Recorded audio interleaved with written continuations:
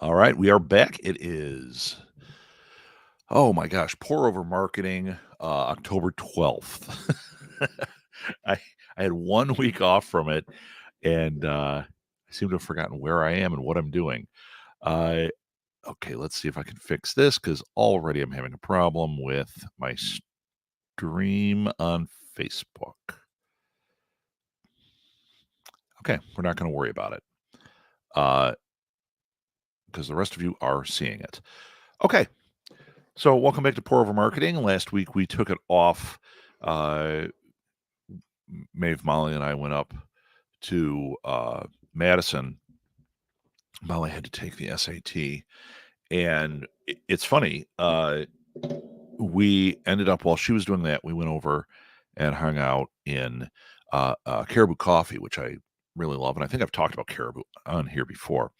Uh, anyway, we went and sat there, and it was just fantastic. And I was so tempted to go live, and I didn't do it because it was a little too, like, noisy and awkward, but we were sitting in these big, old stuffed chairs right by a fireplace that was not on. I wish it had been because it got chilly at one point. Uh, but it would have been a great setting, and I could have done it, but I wish I had thought ahead, you know? Uh, now I have to see if this is working. It is. Wonderful. So, yeah, I was really tempted, uh, to do the show, uh and I did write on the New Media Lab Facebook page that I was available for questions. So I would have done kind of a almost like a Discord version of the show. But alas, all I got were a bunch of hearts and likes on it. I didn't get anybody joining in. Uh, you know what? This is not showing on my page, my personal page. So let's see if it does now. Give it a try. Usually when we get it going on this page, on my personal page, we tend to pick up a few more people during the time. So let's see what happens. I make I make no promises. And it's probably the first person that jumped in was probably because they saw it go live on my Facebook page. For some reason, it wasn't live yet. I can see it up here. It's the first time I've seen that happen. So now I know one more thing that I have to pay attention to with that. Anyway, yeah, we went up to Madison, and Molly took the SAT, and we went over and sat at Caribou.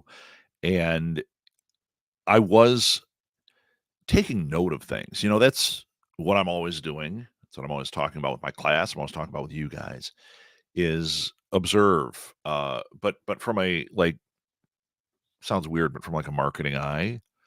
Uh, I mean, you can do it from a branding eye. Like in Caribou, I was definitely doing it from a branding eye, looking at the things they were doing, how they tied together, the overall image. And one thing that was cool that I noticed is uh, the environment. This is part of their niche, I believe. Uh, when Starbucks first started, when he brought it here, because he had seen the guy who started. I can't think of his name because it's early, because it's pour over marketing. It's not let's have a drink at 4 in the afternoon marketing.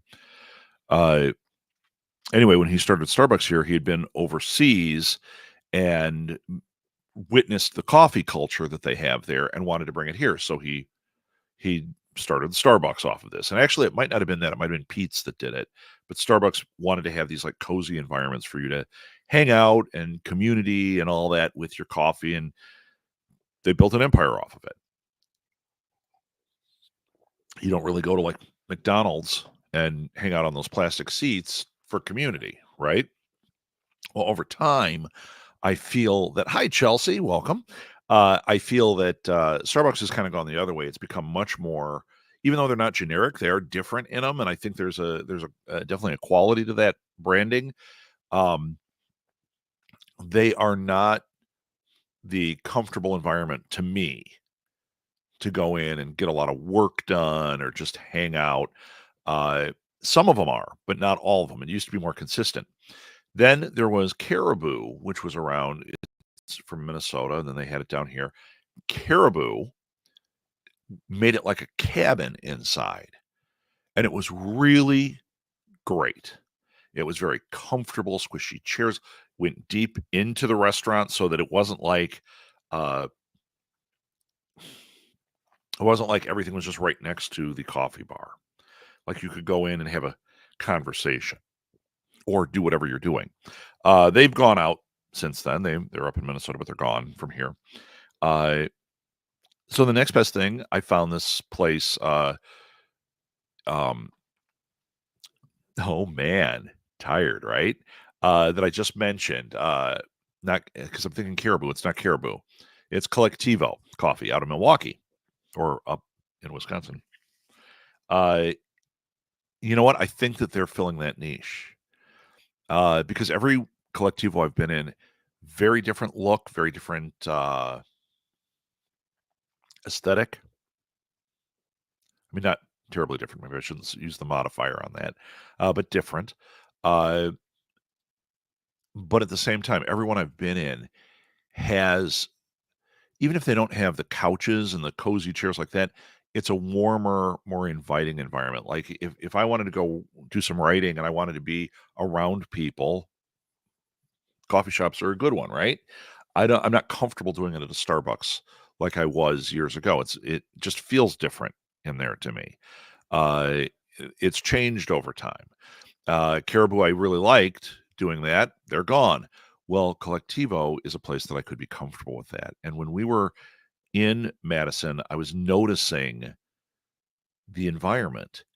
And one thing that struck me is, yeah, this is definitely, I had figured that's what was going on, but this was definitely showing me, ah, there are people here.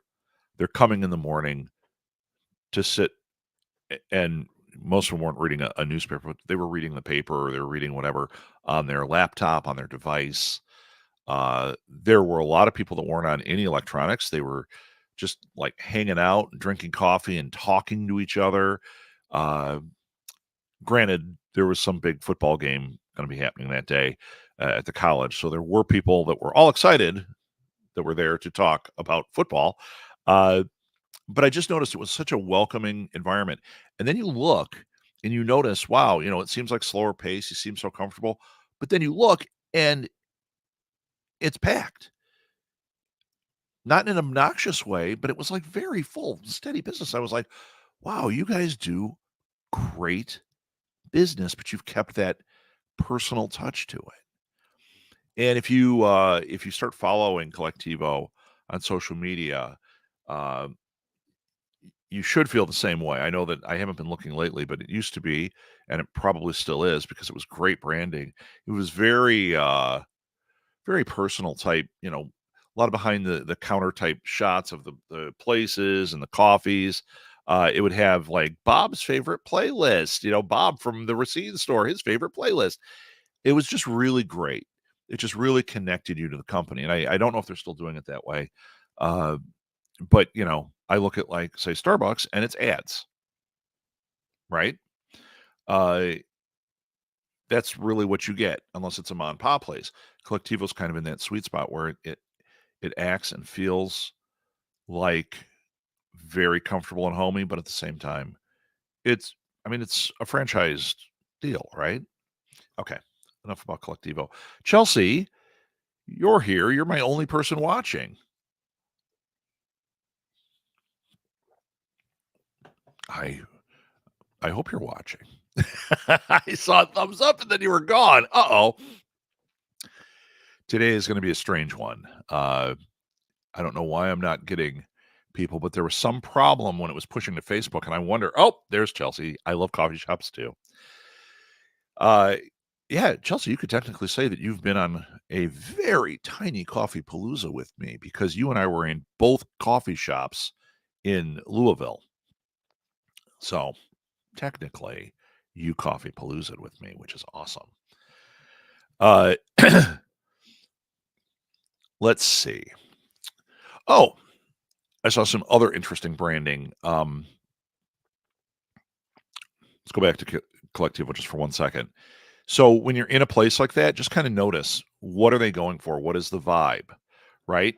What is their place of the marketplace? I feel that Collectiva was trying to take that community feel that Starbucks originally started with, but it's kind of changed. Now, is that a bad thing? No. I mean, they're always busy and there's a ton of people in there, and it's probably hitting a demographic a little different than mine, whereas Caribou hit mine right on. I mean, my whole family loves Caribou. Not only a great coffee, but it's a great place. Like we'll go there and just hang out when we're doing stuff. We're like, hey, let's just go to Caribou. We'll grab a coffee. We can sit and talk and read and do whatever. Love it. Uh, so then I had another one um, this week, and feel free to ask questions.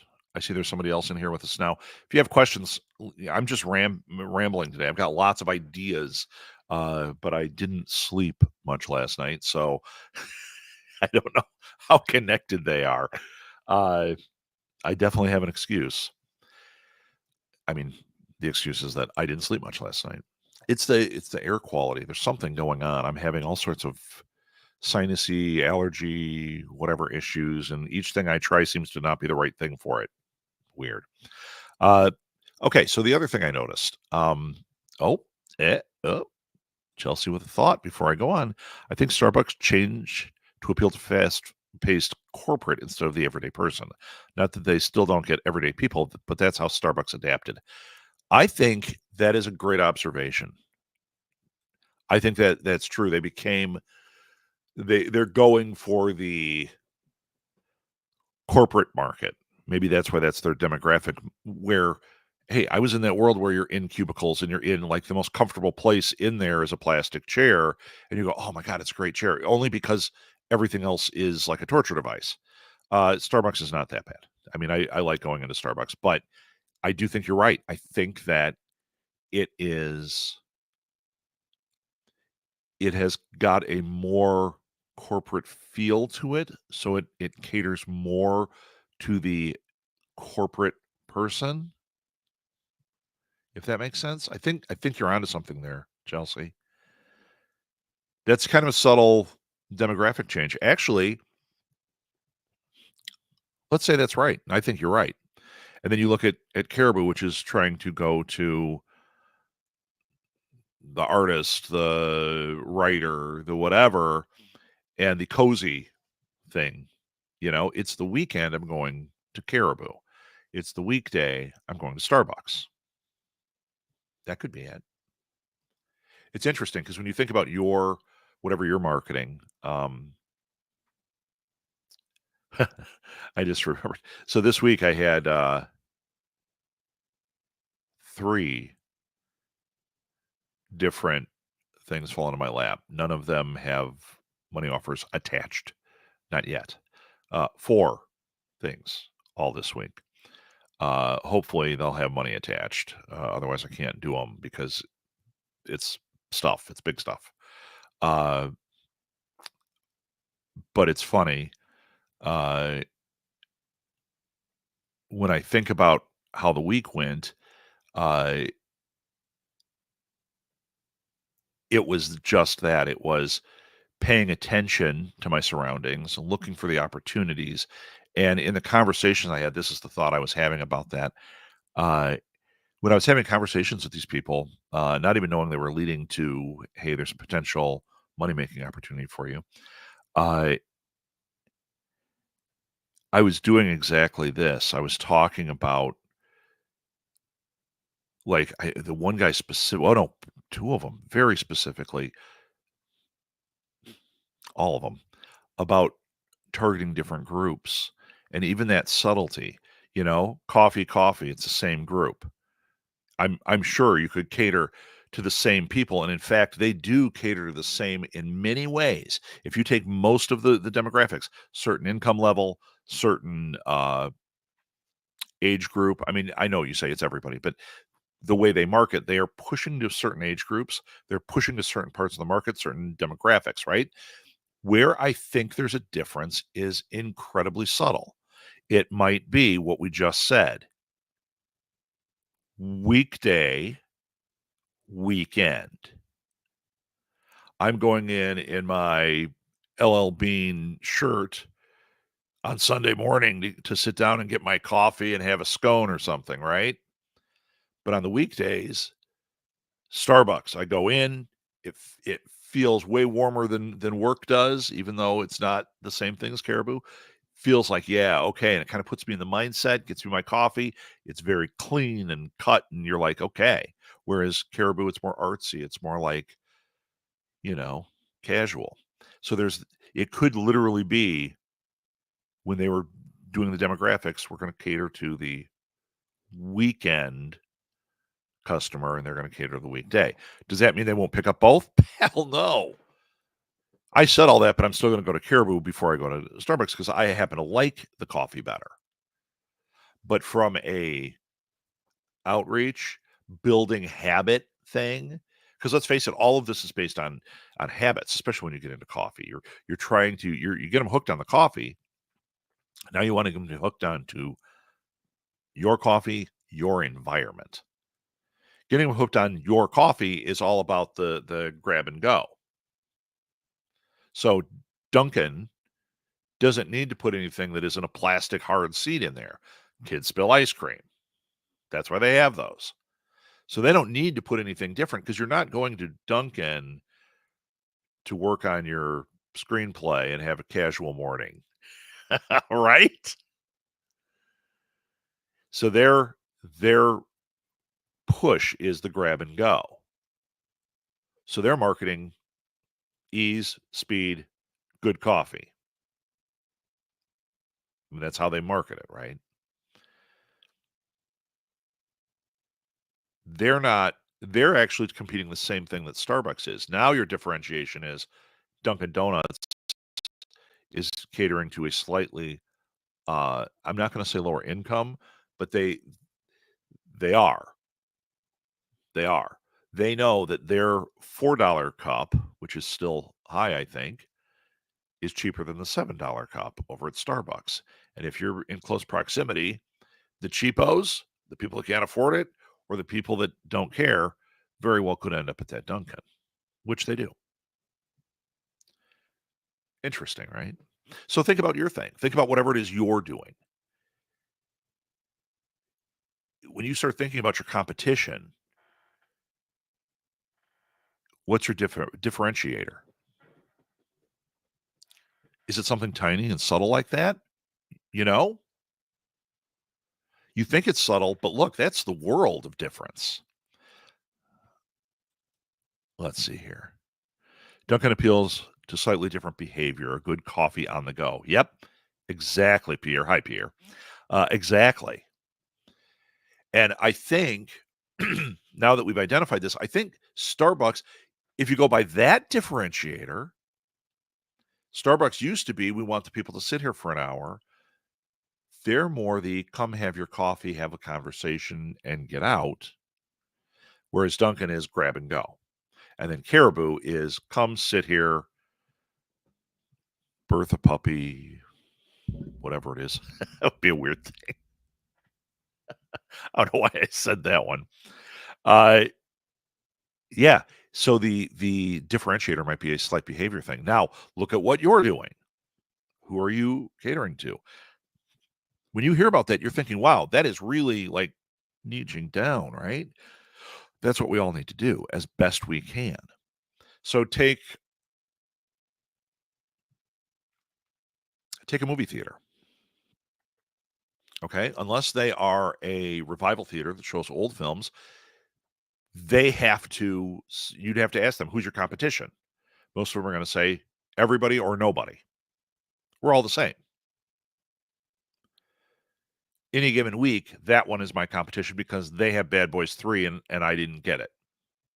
But technically, everybody. Oh, here we go. Pierre. Though interestingly, both Dunkin' and Starbucks offer bagged coffee for groceries. Yeah. Yeah.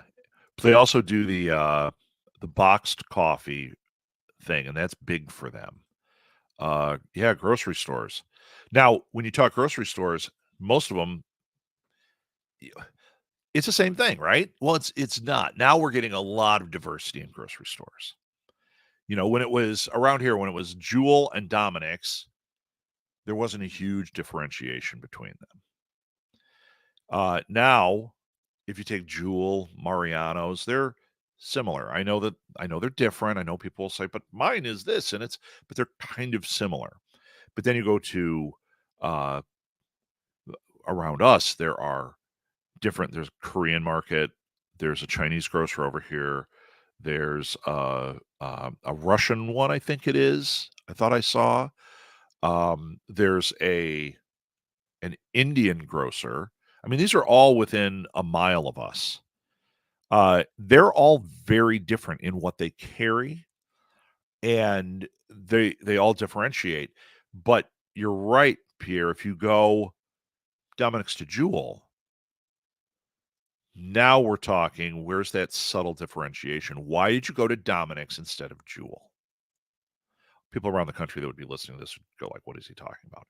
They all got bought by Kroger. They're all one big conglomerate now. It doesn't matter.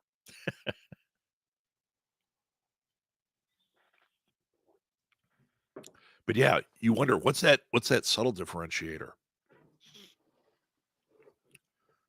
I know I have my thoughts on it a little bit, but we're going back a ways. I'd have to go in and look around and kind of figure it out. But really, at the end of the day, when they were both here near us, we preferred, now in that case, we preferred our Dominic's over our Jewel because it was newer. It was cleaner and newer. Dominic's went out. They did some upgrades at the Jewel, but I don't. We only shop at Jewel occasionally. That's like our 7-Eleven grab and go. Like we need something, dying for a bag of chips. I don't want to go get a $6 bag at 7-Eleven. I'll grab a $6 bag that feeds 4 at Jewel. But when it was Dominic's versus Jewel, I wonder what those what their marketing differentiator was. It was probably price, if I had to guess. I seem to remember as a kid, Pierre, you could probably answer that. You probably know. As a kid, I remember, like my parents would get the paper on the weekend, and I'd go diving through it, and I'd basically look for toy ads and the comics, uh, and then the movie section. Always got to look at the movie section. Uh, and there'd be Jewel ads and Dominic's ads. And of course, those ads that they put in papers are all about price, but I have a feeling, my gut tells me, Jewel was playing a slightly lower price game on Dominic's. That's my guess. Because the vibe I have in my head is Dominic's was the slightly upscale from Jewel, even though they were both the same. And when we had them both here, when we moved back to this area and I went to both, they were still around here. I can't think of a differentiator between them. Maybe an occasional product. They don't carry diet cheese at Dominic's, but they do at Jewel or something like that. And actually, that was the differentiator for a while. Dominic's had gluten-free, which we needed to get. And they put in like an organic and gluten-free section. It was awesome. Well, no, sorry, not gluten-free. It was the organic section that had some gluten-free in it. Very little back then. And Jewel had one little thing of organic, and actually most of it wasn't really organic. It was what they considered health food. Fig Newtons, that's health, right? It's fig. Uh, so I think that was a slight differentiator there. Like they were trying to appeal to a little different demographic that wanted organic foods. But I remember when Dominic's gave it up too. Like it went from, they had this great organic section like for about a year. And then one day I went in there and it was like decimated. There were 4 items. It was like, it's the only reason I came to this store. So yeah, I think grocery stores are a great example of that. Once again, when you think about your business, and I mean, we're talking like Chelsea, I know you're an author. There's your business, selling your book. this is where it gets tricky. I think that it's very subtle differentiators for somebody like you. There are the ideas of I do X and Y happens. Doesn't always work that way.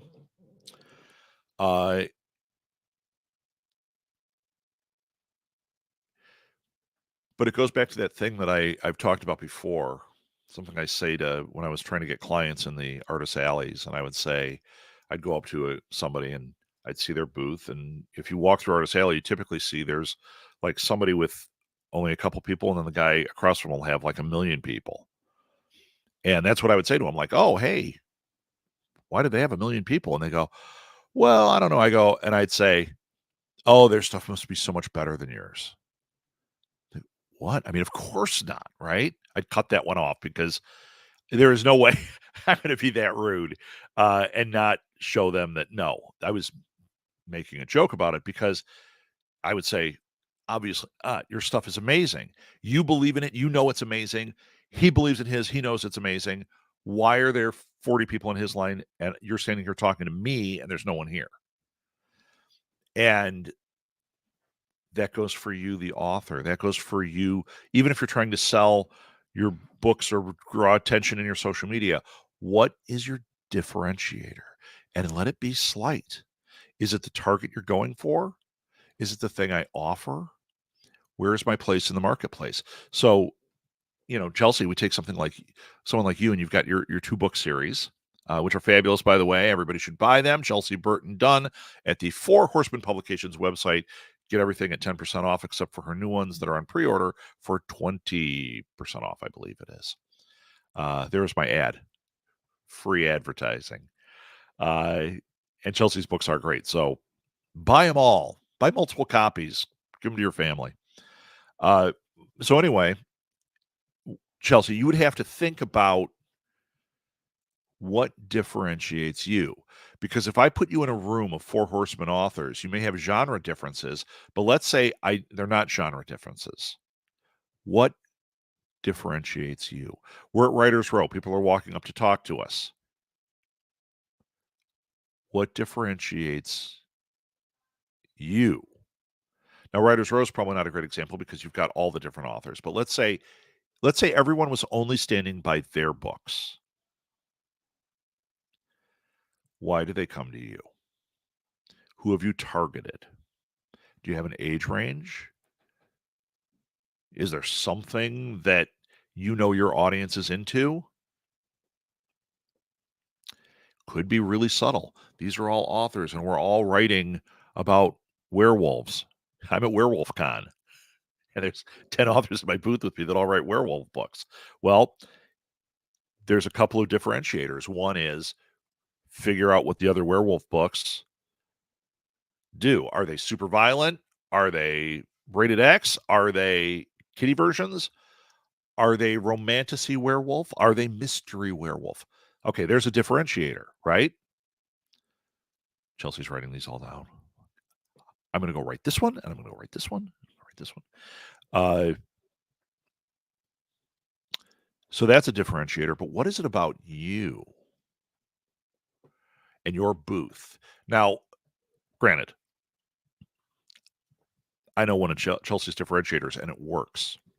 So we'd have this booth, and everybody has their books out, and we have everybody's books out there, not just the authors that are there. But they're all displayed certain ways, and there are tricks to it. Do it this way, and it attracts people, and they grab books. Chelsea's differentiator. She shows up at Writers Row. She has these little giveaways, little stars and moons and glittery things. She sprinkles those across her section right there. Now, is it a big differentiator where people walk by and like we feel like, hey, she's getting preferential treatment when all authors should be getting equal? No. Chelsea, it's a nice little subtle thing that is bringing some experience to your situation there. It is a differentiator from the other authors that are there. Is there more, though? Is there more you could do? Is there something you could find in that? I don't know. I don't know. You know me, I love to give answers, but at the same time, I don't know. I would have to really explore it.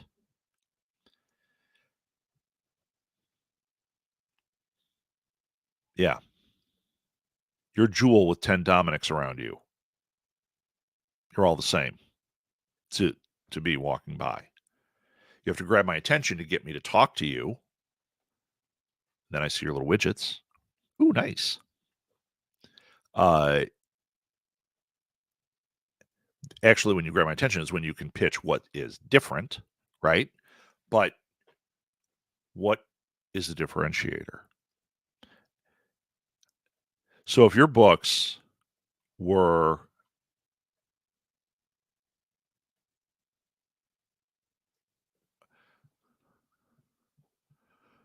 you just wrote something, but I want to finish this thought. If your books were aimed at younger readers,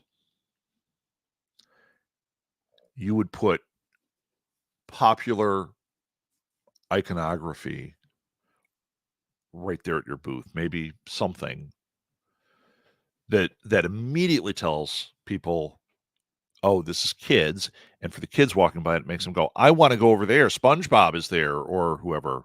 Bluey's hot. Bluey's there.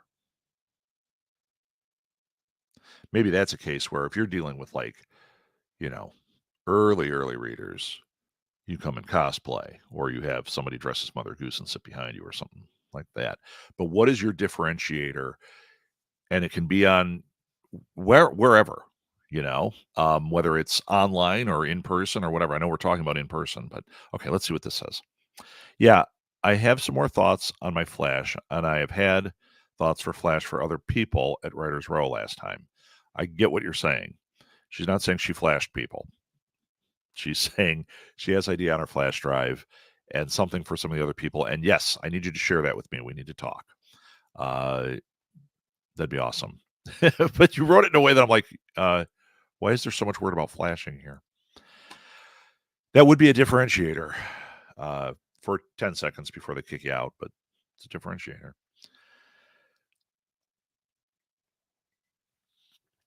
Yeah. That goes back to when we had our store. I think I've said this before, but I'm going to say it again because it matters. We had our baby store and we were in what essentially became the baby store district. There were one, two, three, four of the probably the biggest baby stores in Chicago, other than the one that was up on the north side, um, all within a mile of each other, less than half a mile, right? Uh, oh, Flash is what I call my little keys and moons. Sorry. Okay, so when you said for your Flash, I thought you meant on a flash drive, but you have ideas for Flash for them. Thank you for clarifying, Chelsea. Okay, back to that thought. So there were all these baby stores right around us, and we very actively discussed the differentiators between us and them because we did carry a lot of the same brands. There were, well, like I said, we targeted the grandparents where they targeted the younger family. Not that we didn't have a lot of younger family, but we definitely played up to the grandparents. Uh, this is my problem too. It's early. My brain hasn't caught up with the fact that other people aren't in my brain too. Yeah. Yeah. This is going to be an episode I'm probably not going to be sharing out there because I don't seem to be able to put a complete thought together. I keep pausing myself. Uh, more coffee is needed. That's the answer. So anyway, people would ask us, like, why did you put a store in here, especially this big and expensive? Like, this is a ridiculous move. And we'd say, I don't care if they put a baby store in every open storefront around us, and this becomes the mecca of baby stores in the country. We have a definite vision and a way we do it that is different. And that's why at the end of the day, we were the only one that was still open. 3 years later, one, two were gone. We made it 5 years. By the 5 year mark, the other ones were all gone, and we were it. So, yeah. Of course, then we were gone. Then it was Babies R Us and Burlington Coat Factory to buy baby stuff. Anyway, anyway, we did work on differentiator and it's every little thing too. Now you get into like professional sales and how you do that. Like how you approach people, what you say to them. Have you ever noticed you walk into an ice cream shop and everybody turns and goes, "Hi." That's, believe it or not, a differentiator. They're the place that always says hi to you and is so friendly. Uh, you want to think about what that is with what you do. And once again, I don't care if you're the guy who, they found you on Angie's and you fix door frames.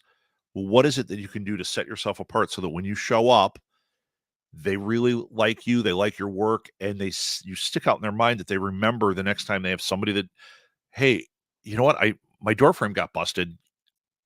I'm a guy. It's all differentiation, right?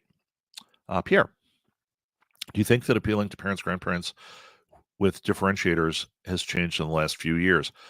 Uh, ye- Tough question, Pierre. Tough question. I think it depends on the industry. I do, and I actually have a theory on it. Um, Grandparents, like older people in advertising, unless it was specifically advertised to them, like a product for them, it seemed like they were non-existent or they were furniture in other ads, right? And I think in the last few years, uh, I mean, I feel like we see older people on things nonstop and in fully like age integrated situations. It's not just if they show a grandparent in a McDonald's ad, they're taking their grandkids. It's you might see two older people that are clearly grandparent age, ordering at McDonald's and then sitting down and eating and having a conversation. Whereas before you didn't really see that. So when you ask, that's what appeals to them, right? Um, I think that there are people that are going to use that for differentiation, absolutely. And I think now the point I was making with that whole spiel is it's more prevalent, more accepted to use, which means now that we're used to seeing. I know it sounds weird, but it's how marketing works. It's how it used to be white men with women in the kitchen, and that was what you saw in commercials. Now it's, very diverse, which is how our world is, and it's diverse, culturally, uh, race, age, and we are, that's how our world is, but now it's reflecting itself through these different mediums. I think that what's happened in the last few years is, yes, it's become a more accepted differentiator that's not A and B. Grandparents, old, you know? They're not doing that. Now it's like we can target them with our product without making them old furniture. Oh boy, I'm starting to feel like old furniture. That was a shot at me. Uh, so why do I think it's changed? I think it's because of the baby boomers, actually, because of their uh, how much dominance they had in the media landscape. Because as they came into power, being such a large generation, they moved into most of these positions where they make decisions and put images out. And as they got older, they wanted to make sure it was showing older. Whereas, believe it or not, I bet when they were younger, they were the same ones that was really making it younger. And once again, we're talking differentiators. So it has to be what our brand says to the public or targets who we target, you know? So yeah, think about your thing. Could you use it as a differentiator? Maybe. I like the old furniture reference too, although I'm starting to get offended by it, gotta tell you. I look like an old couch today. And I've been talking about being cozy the whole time.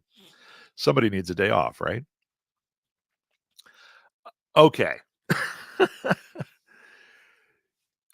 Does anyone have any questions? Anything they want to talk about? Otherwise, I'm going to ramble on with more of my bizarre old furniture references. Oh, I did have one. Go ahead and write if you have a question. Don't let me interrupt you. Uh, I did have one though. We went to a concert this week. Now we've been going to a lot of concerts. I think I told you guys last time how we'd gone to see the National, and well, we had tickets to see this guy Jeffrey Lewis, and he's kind of, what would you call him? Folk punk, folky, punky, funny, acousticy. He has a band. Uh, so, anyways, it was at the Beat Kitchen, which is a fabulous place. I don't always like the bands that are playing there, so we rarely go there. But when there's something cool, it's an amazing place. We did an event there years ago. We did one of our podcast marathons for C2E2, and we only used the main room. They have a second room upstairs. We almost took over the whole place, but thank God we didn't. But it's just so cool, and people loved it. They loved the aesthetic and everything. And the other night, I was struck by it again. I'm like, we're seeing a band, and wow, it's so cool in here. Uh, anyway, there were 3 bands that played, and I saw the differentiation in there too. The first band that comes out, it was called uh, Thaddeus? No, Tedosaurus? Tedward. Got it. Tedward and Friends.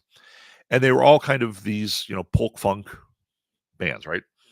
And Tedward comes out, and he's this big, tall guy with this hair that goes way down, and uh, he comes out and he's like, "Does anybody want fruit snacks?" And he starts throwing out fruit snacks. Then he's like, "Does anyone want apples? I do have a couple of apples." And he threw out a couple of apples to people. And later on, he said, "Well, I am a Montessori teacher, so it just kind of comes with me wherever I go." And then he gave out more. He was like, "Is anybody dehydrated? Do they need fruit snacks or anything?" It was great, and the band was really good. The show was really great. There was a through line though. All these bands fit together, all 3 of them. And you did have people from each band kind of playing in the other bands, but they fit together like a glove. It was really interesting. And they were this pocket of bands that uh if you saw Jeffrey Lewis, you would go, "Oh, I get what this is." But the other ones were further out on the fringe of that. And for the average person, if they're not into that, they might look at this and be like, "What is this style of music I've never heard of?" When in fact, you have. It's just some of it moves further from the center. Uh, Bands like this that are local or smaller, and Jeffrey Lewis is a little bit bigger, but still not big. Uh, they rely on selling merch at the shows. They don't really make any money. That's how they make their money. I know the clubs don't really pay them except a percentage of the door usually. And usually they don't attract a ton of people, although this one had quite a few people there. Uh, where I was seeing differentiators was stage picture, banter, because some of them I saw them in different situations, and there was a slightly different banter they used with the audience. So it's obviously something they've thought about. Uh, they didn't really do it in dress, but they did do it in stage picture. Tedward was very traditional. Bass player, guitar, drums. They were up there with the mics. They were just a lot of fun, but it looked like they could be playing in your garage. No offense. I've been to plenty of shows in garages, and I cannot throw stones. Been in plenty too. Uh, the second band was just a female singer and then a drummer that came out partway through. And her stage picture very different. She used herself as the differentiator. She had an outfit on that was like very distinct and colorful and all this stuff. It was obviously thought out. Now, is that her regular costume? I don't know. It might have been that she got lucky with this concept that I'm bringing to the table today. But she stood off to the corner dressed like this with her guitar. It was really great. Her banter was really interesting. Uh, then when the drummer came out, it created this chasm between the two. And I thought, wow, why doesn't she move to the middle? But it actually created this really interesting stage picture and made it very different than the next band who came out. Same drummer actually in the same spot. They were set up a little bit more like a traditional band, but to differentiate, he hung a sheet, and I mean literally it looked like a twin bed sheet, and he had a projector, and he had just like, you know how they used to do the psychedelic bubbles and that. He had like geometric shapes and things, and then he used it. This was a great little move. So it turns out this guy also is an illustrator, and he makes comic books. He makes underground comics, and he's written a series of songs that are, he takes classic literature and then he writes a song about it, and he tells the story graphically through these drawings that he does, and pretty hilarious. He did Tom Sawyer, and that was really good. It was really funny. That one actually was supposed to be funny because he did it to the tune of Tom Sawyer by Rush. The other one was an original, and he did The Great Gatsby, and The Great Gatsby I thought was phenomenal.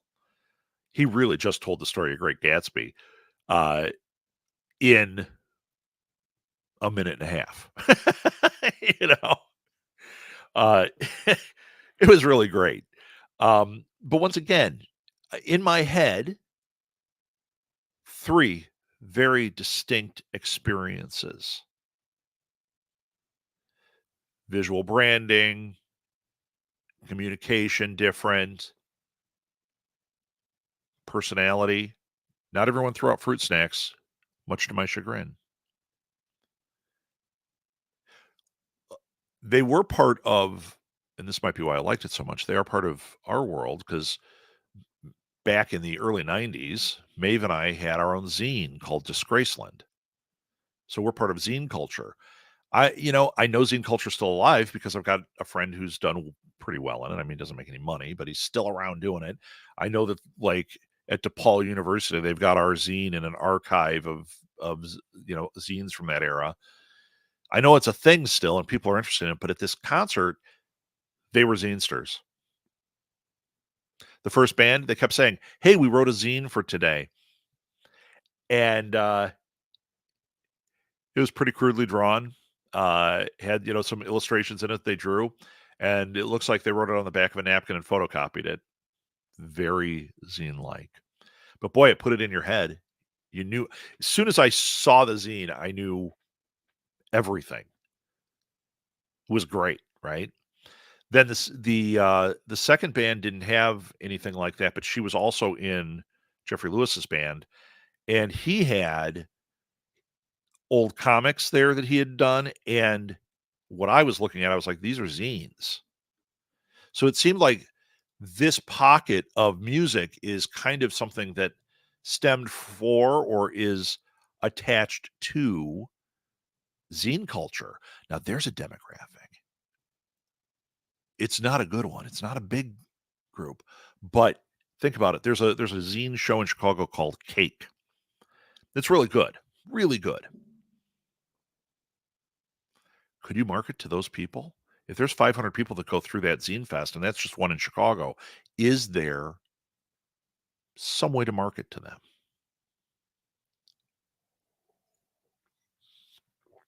Now, that doesn't mean going and getting a booth and sitting at a zine fest, but is there something there? I'd have to go to Zine Fest and find out. But it is a niche, right? It's a special interest, and special interest can work to your advantage in a huge way. Even something that specialized. I've always wondered, like with our podcast, we had some that were, they were specific to certain things, and some of them much smaller properties. Like Chris and I did one for a show called Deutschland 84, I think it was called. It was a really fantastic show. It was German. Really, really fantastic. Chris and I loved it. And the downloads for that show were about the same as they were for most of our shows. So did that mean that our show about I almost said one that was big. Our show about Game of Thrones, that Game of Thrones is equally popular to Deutschland 83? No, absolutely not. So the one is more specialized. Did it mean that the specialized allowed it to hit and bring more people in? No. But it did mean that it was focused on a group that when we served that group, they weren't getting it anywhere else. And they went like, hey, cool. And we did get a lot of comments, including from the woman who created the show, which was really cool. She loved our podcast, and she sent us the music playlist because we kept talking about the music on it. She sent us it was so cool. It was and I don't know where it is. It's probably lost to the ages now, but it was like a music call sheet for the series, season 1, season 2. It told every song, how they used it, the cuts and everything. It was part of like her show Bible, and she sent us a photocopy of it, and we're like, this is amazing. But yeah, we niche it down, and yeah, I'm just thinking about like the zine thing. If you zeroed in on that, they seem to be zeroing in on that. I'll tell you how it would have worked. Now, Molly is the one that found Jeffrey Lewis, and she was like, "You're gonna love him." She played it for me. I was like, "Oh, I love it." She said, "We can get tickets. We're going." Right? Had I become aware of him in the zine sphere, I might have associated him with that, and it might have been a recognition. Molly says, Jeffrey Lewis is playing. I'm like, hey, he's a zinester. Cool. It's like when we first saw um, Mallrats, the Kevin Smith movie, and the lead is Jason Lee. We saw an ad for it, and I was like, Jason Lee's in a movie? He's a skateboarder. Most people know him as an actor, right? He was a skateboarder first. I'm like, I know who that dude is. What is he doing in a movie? Turned out he's a good actor, and he's a lot of fun to watch. But because of an interest in the skating culture, I was terrible at skateboarding, by the way. Terrible. Worse than basketball, and I am terrible at basketball. I digress. That crossing brand and becoming interested over there might be part of it too. The skateboard niche was aware of him, and having him in it can raise your profile. I know that's something that doesn't get really talked about, but when I was helping with the with For Profit, I remember talking to Mark about it, and I said, you know, he had hired Molly and he'd hired me, and I saw some of the cast, and I was like, hey, you've got like 7 people that are in the top.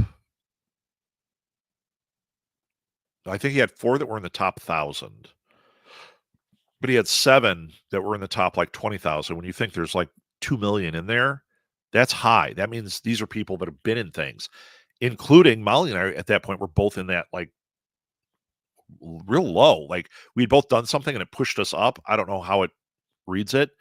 Um, Mine fluctuates. It's really funny. The popularity meter. I haven't done anything. I was in a movie 30 years ago, and it goes like, and not even with. It's a Christmas movie. It's not even at Christmas that I see it spike. It's weird, but things you do get popular, and somebody clicks on you, and it pushes you up. Whatever. Uh, but yeah, marketing Jason Lee, you could do some niche marketing, and all this stuff. When I talk about that, it doesn't have to be paying for an ad. It could be doing a TikTok that it relates to that niche with your stuff, obviously, and hashtagging skate talk, hashtagging book talk, whatever it is, and seeing if people connect with it. And now you've infiltrated another niche. It's like when I talk about how on my Instagram, when I am active on it, and I'll we'll go on Coffee Palooza and I'll take a picture of the coffee shop and some pictures of the coffee. Then I'll write a little something. Those are my most popular posts. They're not reviews. It's just a picture of coffee and me saying, awesome cup this morning at wherever. And that's it. And the coffee culture niche is one that I should lean into. I mean, I did by naming it Pour Over Marketing. Pour Over Marketing. Not just because I love it, but because I know when I start posting it on Instagram and I start posting it places, I will have ways to connect with that audience. I'll take that segment from this show. I'll take a little bit of me about talking about coffee culture, and I'll put it on TikTok, and I'll tag it with the coffee talk and all that, and it might build brand awareness, might draw people into whatever I'm doing. What is it you do, and what are those niches that you could massage through social media, through your website? You know, a real easy way to do it. I was writing a chapter of my new book this morning, and I was on the blogging section. Write a blog post about something. Let it be off topic. If you have a blog, if you don't have a blog, write it in your newsletter. If you don't have a newsletter, shame on you. One of those two things you should absolutely have. And you should actually just get a Substack and have it pushed to your thing and call it a newsletter. And then you've got both. Kind of. But write it in, put the keywords, use hashtags on it, whatever. But definitely, I mean, the hashtags don't necessarily matter for Google searching, but if people share it on social media, it does. But take those and put them on your website and make sure you have some keywords, that relate to that group, that relate to your topic and relate to that group, so that it's now part of your website. You've got a section, blog archive, newsletter archive, whatever it is. And now Google, when it sends its bots out, it now knows there's something about this on this page and it wants to see it. Does that make sense? I hope it does. I told you, man. Last night, the air quality made it a tough sleep, so I'm a little off my game. But that's why it's called pour over marketing. It's nice and early, so if I'm off my game, who cares? You guys are off your game some days. Not you brilliant people. Showing me up. So we've only got a couple minutes. Any other questions before we bail on this one?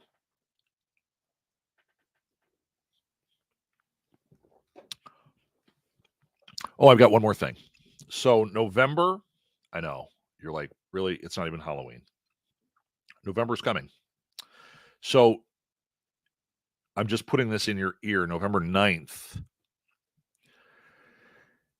We will either have a pour over marketing live or a pre-recorded one that I put out. If we do the live one, or none at all, there's your three options. And I don't know yet. I'm gonna schedule one like we have one, and we'll just leave it at that. But just be aware, if I'm not there, I'll put something in the comments. The only thing that would make it so that this doesn't happen is we're going to Paris, and I will have to do the show from Paris, which sounds lovely. You guys have seen me do these things on the road before. I'll be drinking coffee in Paris. How awesome is that? But I don't know how the Wi-Fi and all that's going to be. I don't know if the streaming video is going to work. So if it doesn't, so I'm thinking I might pre-record something. The problem is if I pre-record it, I might not have access to share it at that time. So it might be all screwed up. I don't know. But that's going to be November 9th. So you got a little ways to brace yourself for the week, potentially, without the Chris puppet. Oh, without me. You'll have to get your caffeine fix elsewhere. All right, that's it. Thank you, everybody. Thanks for joining me, Pierre, Chelsea. You guys stuck it out. I hope it was good today. I hope you got something out of it. It felt a little disconnected. I had all these thoughts coming in, and they just raced around like crazy. But I think that we made some valid points, and now we know we have a new old furniture reference that we can use. in marketing. Maybe I'll write a blog post about the old furniture. That's kind of a fun idea. I think I'm going to work on that. All right, you guys. Thank you so much. Have a fabulous weekend.